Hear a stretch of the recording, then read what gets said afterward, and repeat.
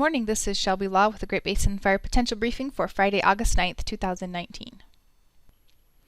Fire potential impacts for the next few days are shown here. We're expecting a mix of wet and dry thunderstorms to continue across Idaho and portions of northern Nevada today, with a better chance of wetter thunderstorms over Utah, although those thunderstorms will be more on the isolated side.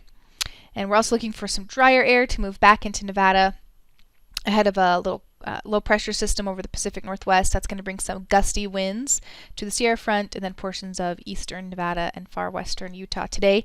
For tomorrow, we'll see those winds expand into much of western Utah and up into eastern Idaho even ahead of that cold front. But we will see a better chance for a wetting rain with decreasing temperatures over much of western and central Idaho.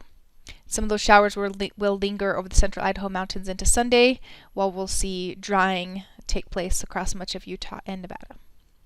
The past 24 hours were quite active with severe thunderstorms, and widespread showers in some areas. We didn't see too much thunderstorm activity over the central Idaho mountains, but some of those areas did receive some light precipitation. And relative humidities are quite high across much of the geographic area this morning.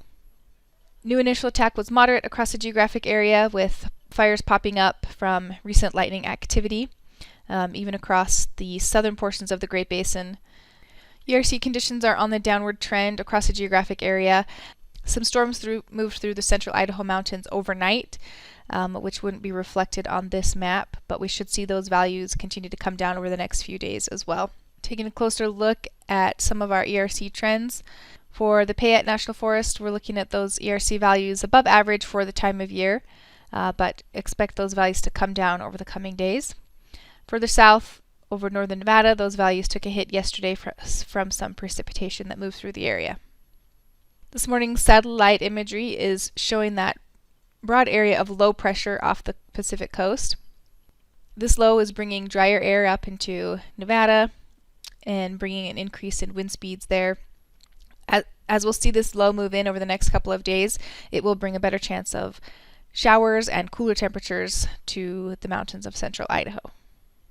So for this afternoon, we have high risk issued for some mixed wet-dry thunderstorms moving up into the west central Idaho mountains, and some dry gusty winds over much of western and southeast Nevada. Here's a closer look at where we expect to have maybe a wetter chance for thunderstorms up over the central Idaho mountains, and isolated mix of wet and dry further south over southern Idaho and across much of Utah and portions of northern Nevada. The image on the right shows the area where we expect to see some of those stronger winds. As we move into Saturday, some of those winds will continue over eastern Nevada, and we'll begin to see that area of low pressure move into the Pacific Northwest and start to nudge into western Idaho, where we'll see temperatures cool and a better chance for a wetting rain over the central Idaho mountains. Thunderstorm coverage will continue to decrease over Utah and southern Idaho, but we'll see those showery, cold frontal passage type conditions over the central Idaho mountains on Saturday.